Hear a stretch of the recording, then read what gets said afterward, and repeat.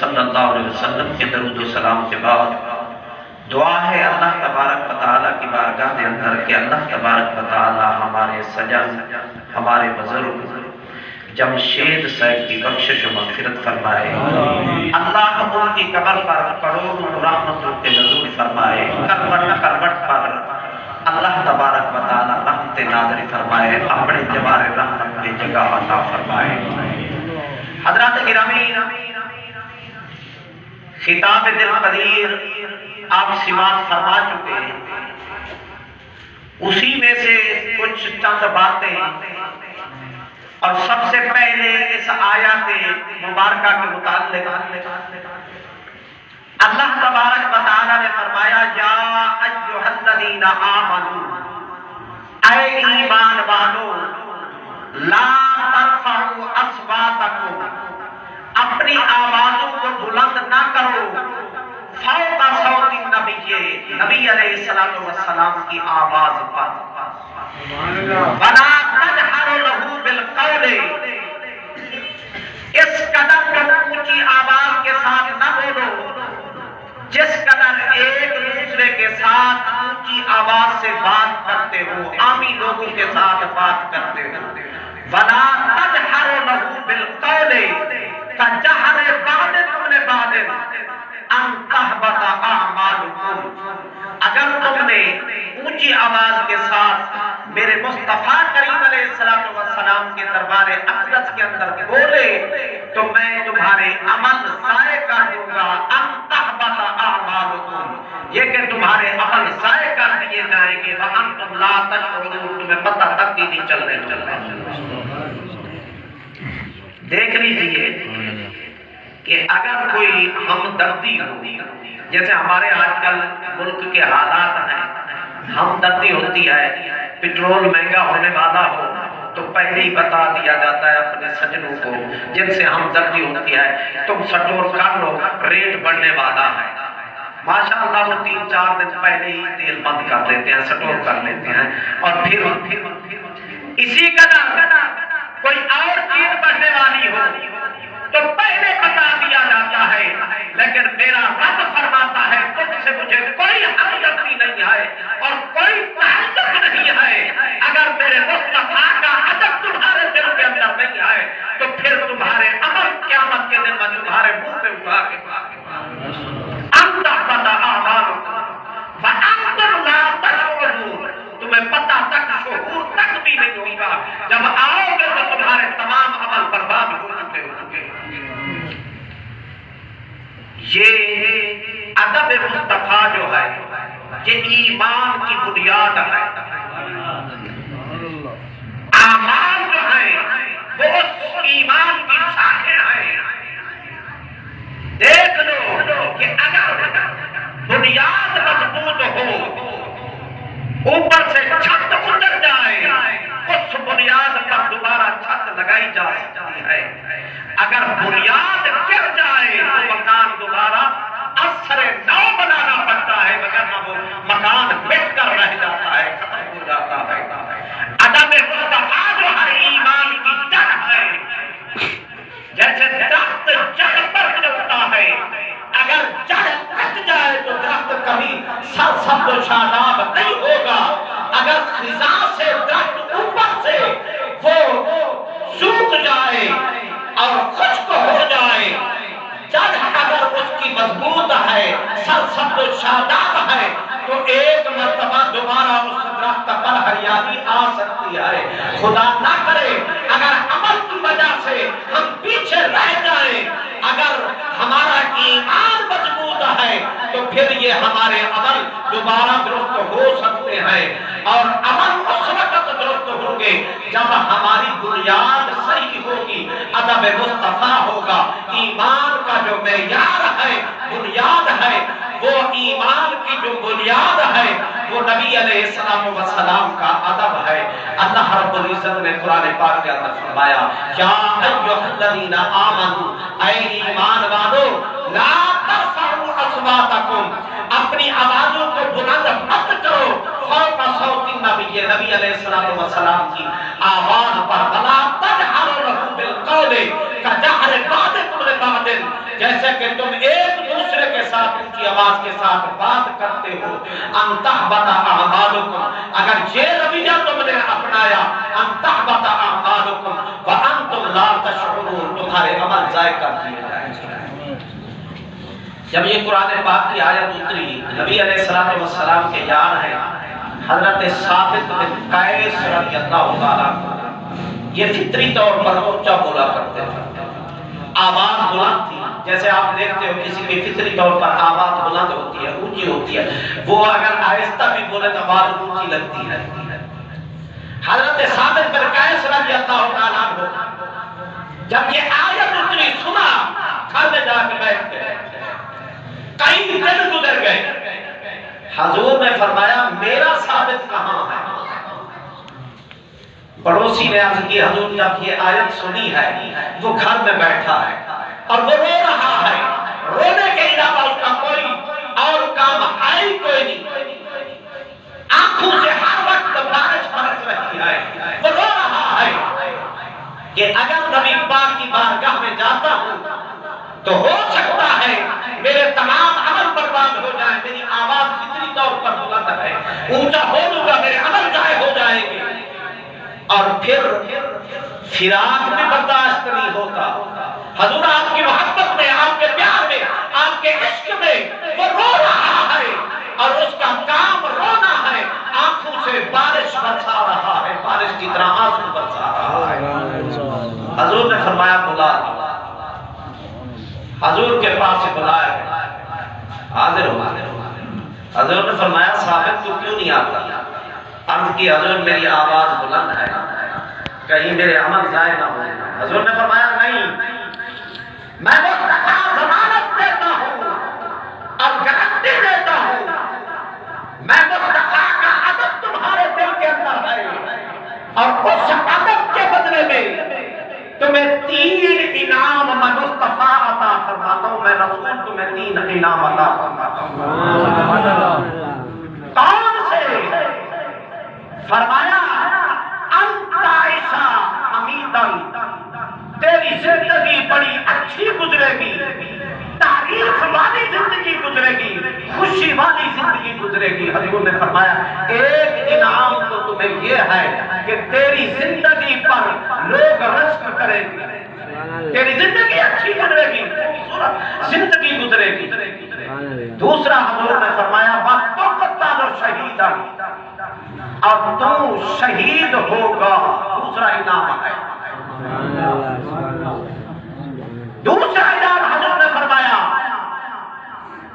تیرے دل کے اندر میرا ادب ہے، ادب کی وجہ سے دوسرا انعام میں نے عطا فرما دیا، خدا تمہیں موت عطا فرمائے گا، شہادت والی موت ملے گی۔ فرمایا تیسرا انعام فَتَدْخُلُ الْجَنَّةَ، اب سیدھا جنت کے اندر چلا جائے گا شہادت پانے کے بعد۔ ادب مصطفیٰ کی وجہ سے حضور کو ان کی ادا غیب دان نبی ہے، لوگ کہتے ہیں نبی کو پتہ کسی چیز کا نہیں ہے، میرے مصطفیٰ تو زندگی گزارنے کا طریقہ بھی بتا رہے ہیں، تیری زندگی گزرے گی کیسے؟ نبی ہوتا بھی وہی ہے جو غیب کی خبریں دے، یہ نبی تو نہیں ہوتا کہ بتلائے سورج طلوع ہوتا ہے مشرق سے، غروب ہوتا ہے مغرب میں، سورج چاند اتنا بجے ہوتا ہے، یہ دن میں یہ ہوتا ہے، رات میں یہ ہوتا ہے، نبی ہوتا بھی وہی ہے جو غیب کی خبریں بتائے، جہاں تک جہاں انسانوں کی عقل ختم ہو جائے ان کی عقل سے اگلی باتیں بتلائے، نبی کہتے ہی اسے ہے۔ نبی نے فرمایا کہ یہ انعام ہے، تیری زندگی بڑی خوبصورت گزرے گی، اور دوسرا انعام ہے نبی نے فرمایا غیب کا، نبی نے فرمایا کہ تجھے شہادت والی موت ملے گی، اور تیسرا فرمایا کہ سیدھا جنت میں چلا جائے گا۔ پتہ چلا میرے مصطفیٰ کو خدا نے یہ اختیار عطا فرما دیے ہیں، جنت کے ٹکٹ بانٹ رہے ہیں، میرے مصطفیٰ جنت تقسیم فرما رہے ہیں اور جنت بانٹ رہے ہیں اپنے غلاموں کے اندر، حضور جنت دے رہے ہیں۔ خدا نے کوئی وحی نہیں نازل فرمائی، کوئی دکھا دے، کوئی وحی آئی ہو، جبریل آیا ہو، میرے مصطفیٰ تو کون ہے جنت بانٹنے والا، تو جنت کے ٹکٹ عطا کرنے والا، کوئی وحی قرآن کے اندر مصطفیٰ کو خدا نے جنت عطا فرما دی ہے۔ میرے مصطفیٰ جس کو چاہو میرے محبوب تم جنت بانٹتے چلے جاؤ، میں اللہ عطا کرتا چلا جاؤں۔ سبحان اللہ، اللہ اکبر، یا رسول اللہ، شان مصطفیٰ۔ اللہ تو کھانے سے پاک ہے، اللہ رہنے سے پاک ہے، اللہ پہننے سے پاک ہے، اللہ رہائش سے پاک ہے، اللہ نے جنت بنائی ہے، بنائی کس لیے ہے؟ میرے مصطفیٰ کے غلاموں کے لیے بنائی ہے۔ خدا نے جنت تیار کی ہے، خدا نے جنت بنائی ہے۔ کیا خدا جنت میں رہے گا؟ خدا کو جنت کی ضرورت ہے؟ نہیں نہیں، خدا پاک ہے، اولاد سے پاک ہے، بیوی سے پاک ہے، بچوں سے پاک ہے، کھانے سے پاک ہے، پینے سے پاک ہے، پہننے سے پاک ہے، رہنے سے پاک ہے۔ اللہ نے جنت تیار کی ہے، جنت کی نعمتیں تیار کی ہیں، اور سونے چاندی کے برتن تیار کیے ہیں، دودھ کی نہریں جاری کی ہیں۔ میرے مصطفیٰ کریم علیہ السلام کے امتیوں اور غلاموں کے لیے رب نے یہ سب کچھ تیار کیا ہے۔ میرے محبوب میں نے بنا دی ہے، تیار کر دی ہے، اب آپ کے قبضہ کنٹرول میں دے دی ہے۔ جس غلام کو چاہو تم جنت عطا فرماتے چلے جاؤ۔ میرے مصطفیٰ کریم علیہ السلام نے تو جنت بانٹی ہے۔ انت ابو بکر فی الجنہ، انت عمر فی الجنہ، انت عثمان فی الجنہ، انت علی فی الجنہ، انت سلمان فارسی، انت فی الجنہ۔ حضور نے اپنے غلاموں کو 10 غلاموں کو تو باجت وقت حضور علیہ السلام نے جنت کا ٹکٹ ایک محفل ایک مجلس کے اندر حضور نے جنت کا ٹکٹ عطا فرما دیا ہے۔ انت فی الجنہ، زبیر انت فی الجنہ، حضور نے عبادہ بن جراح انت فی الجنہ، حضور نے جنت کے ٹکٹ عطا فرمایا، حضور نے جنت بانٹی ہے، میرے مصطفیٰ نے جنت بانٹی ہے۔ سبحان اللہ۔ حضور علیہ السلام فرمایا ثابت بن قیس، تیری زندگی خوشی سے گزرے گی، خوبصورت زندگی گزرے گی، اور جب فوت ہوگا تو شہادت کی موت ملے گی، اور پھر سیدھا جنت میں چلا جائے گا۔ جنگ یمامہ کے اندر حضور صدیق اکبر کے دور کے اندر لڑی گئی ہے جنگ یمامہ۔ مردوں میں سب سے پہلے ایمان لانے والے حضور سیدنا صدیق اکبر کی پاک کی ذات ہے۔ عورتوں میں سب سے پہلے ایمان لانے والی میرے حضور کی ذات پر حضرت خدیجہ الکبریٰ رضی اللہ تعالی عنہا ام المومنین ہیں، اور بچوں میں سب سے پہلے ایمان لانے والے میرے مصطفیٰ کریم علیہ السلام پر مولا مرتضیٰ رضی اللہ تعالی عنہ کی پاک ذات ہے، اور غلاموں میں سے سب سے پہلے ایمان لانے والے رسول اللہ کی ذات پاک پر حضرت زید بن حارثہ رضی اللہ تعالی عنہ۔ یہ جنگ یمامہ صدیق اکبر کے دور کے اندر لڑی گئی۔ مسیلمہ کذاب نے نبوت کا جھوٹا دعویٰ کیا تھا، اور یہ جنگ ختم نبوت پر لڑی گئی تھی، یمامہ کے مقام پر لڑی گئی تھی، اور مسیلمہ بن کذاب کے مقابلے میں مسلمان اور 40,000 فوج لے کر مسیلمہ بن کذاب آیا تھا، اور مسلمانوں کے چند آدمی تھے جو یمامہ کے مقام پر جنگ لڑی، اور صحابہ کرام نے کچھ جنگ ایسی لڑی کہ جنگ کی پالیسی ایسے اپنائی کہ لڑ رہے ہیں، تھوڑا سا پیچھے ہٹ، پھر حملہ کر، پھر ہٹ گیا۔ حضرت ثابت بن قیس نے کہا نبی علیہ السلام کے دور کے اندر تو جنگ اس قدر نہیں لڑا کرتے، پیچھے ہٹنے کا سوال کیا ہے؟ آپ اور آپ کے ساتھی نے گڑھا کھودا، گڑھا کھودنے کے بعد گڑھا کھود گیا، اس گڑھے کے اندر چلے گئے تاکہ پیچھے نہ ہٹنا پڑے، اور وہیں سے کافروں کو واصل بجہنم کرتے رہے، حتیٰ کہ دونوں یاروں نے، دونوں ساتھیوں نے اس گڑھے کے اندر جام شہادت نوش کروا لیا۔ ایک مسلمان گزرا، اور اس نے حضرت ثابت بن قیس کی زرہ اتار کے چلا گیا۔ اب کہتے ہیں کہ مرنے والے کو کوئی پتہ نہیں چلتا۔ یہ تو میرے مصطفیٰ کے غلاموں کی شان ہے، مصطفیٰ کی عظمت و شان کا اندازہ کون لگا سکتا ہے؟ اور مدینہ منورہ میں پہنچو تو وہاں پہ درس ہو رہے ہوتے ہیں جگہ جگہ پر، یہاں پہ کچھ نہیں ہے، مٹی کے علاوہ کچھ نہیں ہے، کیا کرو گے؟ رخ ادھر نہ کرو، ادھر کرو، کعبے کی طرف کرو۔ حضرت امام مالک رضی اللہ تعالیٰ عنہ کے پاس خلیفہ نے سوال کیا تھا، دعا مانگتے وقت ہم کس طرف رخ کریں؟ رخ مصطفیٰ کی طرف، جبین مصطفیٰ کی طرف، مواجہ شریف کی طرف رخ کر کے دعا مانگے یا کعبے کی طرف؟ حضرت امام مالک نے فرمایا کعبے کی طرف رخ کر کے دعا مانگا کرو، کعبے کی طرف تو اور جگہوں پہ مانگتے رہتے ہو، یہاں آئے ہو تو کعبہ کی طرف رخ کر کے دعا مانگا کرو۔ حضرت مالک رضی اللہ تعالیٰ عنہ کا یہ فتویٰ ہے، اور سب سے پہلی حدیث پاک کی کتاب لکھنے والے حضرت امام مالک رضی اللہ تعالیٰ عنہ ہیں، جو موطا امام مالک، موطا بھی اور موطا بھی کہتے ہیں، وہ امام مالک رضی اللہ تعالیٰ عنہ کی کتاب ہے۔ اور حضرت ثابت بن قیس نے جام شہادت نوش کرنے کے بعد خواب میں ملے ایک صحابی کو، فرمایا مرہ فلاں شخص گزرا میرے اوپر سے اور اس نے میری زرہ اتار دی ہے،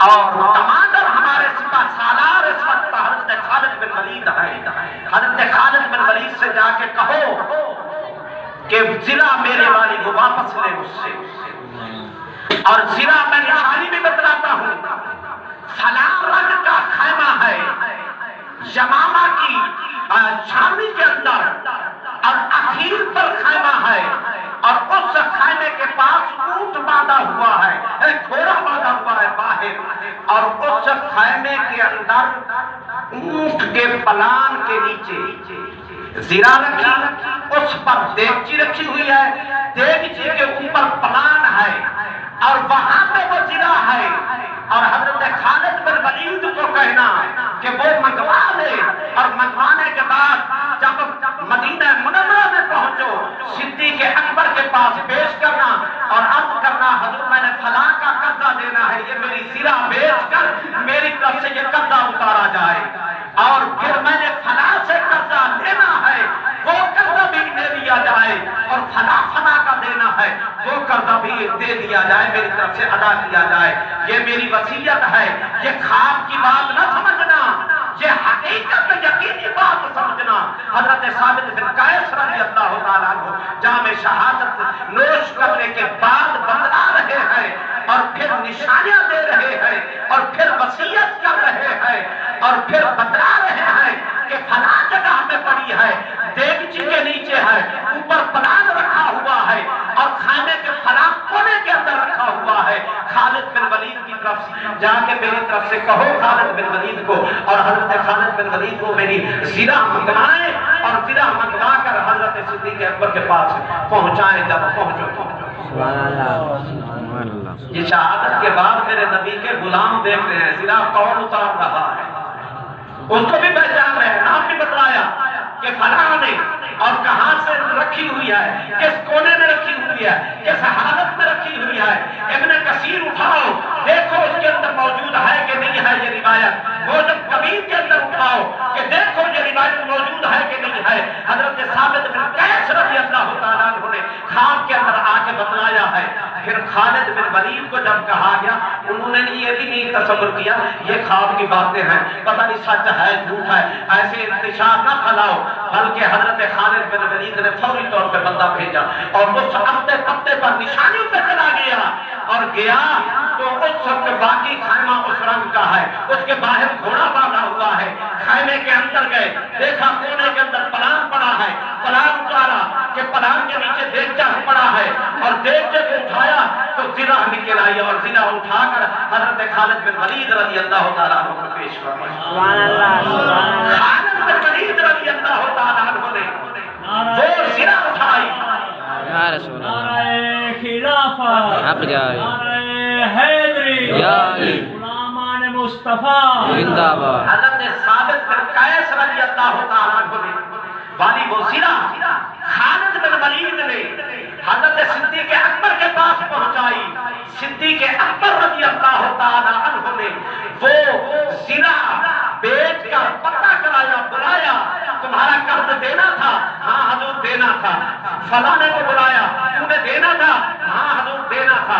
فرمایا وہ قرض اتار دیا اور حضرت سیدنا صدیق اکبر رضی اللہ تعالیٰ عنہ کا ہمارا جو عقیدہ ہے یہ صدیق اکبر والا عقیدہ ہے. صدیق اکبر نے بھی خواب نہیں سمجھا بلکہ ہمارے والا عقیدہ بیان کر دیا. ان کو بلایا قرض والوں کو کہ تمہارا قرض دینا ہے. انہوں نے کہا ہاں دینا ہے. فلاں کو بلایا, تو نے قرض دینا ہے؟ ہاں جی میں نے حضرت ثابت بن قیس کا قرض دینا ہے. اور پھر مرنے کے بعد یہ نہیں کہ وصیت زندگی میں ہو, مرنے کے بعد والے کی وصیت پر عمل ہو رہا ہے. ثابت بن قیس تو شہید ہو گئے ہیں, شہادت کے بعد وصیت کر رہے ہیں.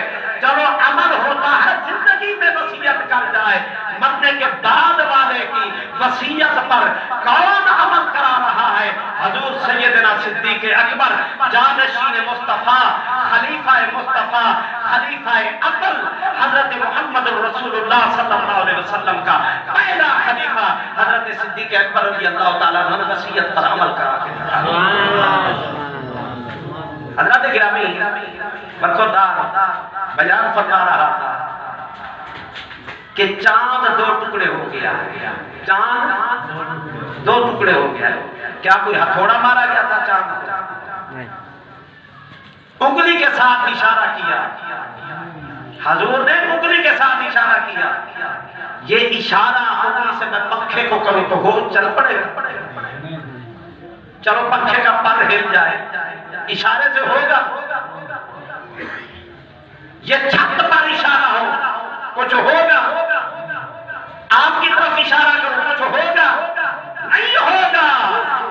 اور کہنے والے کہ نبی ہمارے جیسا ہے, تمہارے انگلیاں لگاؤ تو کچھ نہیں ہوتا. میرے مصطفیٰ صرف انگلی کا اشارہ فرما دے, باہمی لکیر کھینچ دے تو چاند دو ٹکڑے ہو کر میرے مصطفیٰ کے قدموں میں آ جاتا ہے. میرے مصطفیٰ کے قدموں میں آ جاتا ہے.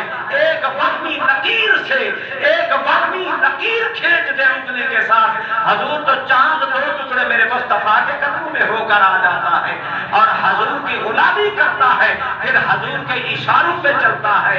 جیسا کہ حضور پگھوڑے میں سوئے پڑے تھے تو چاند کو اشارہ کیا, جدھر حضور کی انگلی ہلتی چاند ادھر ہی جھک جایا کرتا تھا. میرے مصطفیٰ کا مقام تو یہ ہے, یہ مصطفیٰ کے غلاموں کا مقام ہے. اچھا امام غزالی نے امام غزالی نے احیاء العلوم کے اندر ایک واقعہ نقل فرمایا. احیاء العلوم آپ کی کتاب ہے امام غزالی رحمۃ اللہ تعالیٰ علیہ کی, اور ہمارا بخاری کے اندر موجود ہے یہ حدیث پاک. جب بندہ مرتا ہے, مرنے کے بعد قبر کے اندر جاتا ہے تو قبر کے اندر 3 سوال ہوتے ہیں. من رب کا تیرا رب کون ہے, ما دین کا تیرا دین کیا ہے, ما تقول فی ھذا الرجل, اس کملی والے آقا پاک زلفوں والے محبوب کے بارے میں تو کیا کہتا ہے. میں نے پہلے بھی یہ کہا تھا کہ جنہوں نے حضور کی ساری زندگی حضور کو دیکھا ہے, ابو جہل یہ حضور کا سگا چچا نہیں تھا, چچا زاد کو وجہ سے دوسرے رشتے سے چچا لگتا تھا لیکن سگا چچا نہیں تھا. سگا چچا حضور کا ابو لہب تھا. لہب کا معنی ہوتا ہے چمکتا ہوا.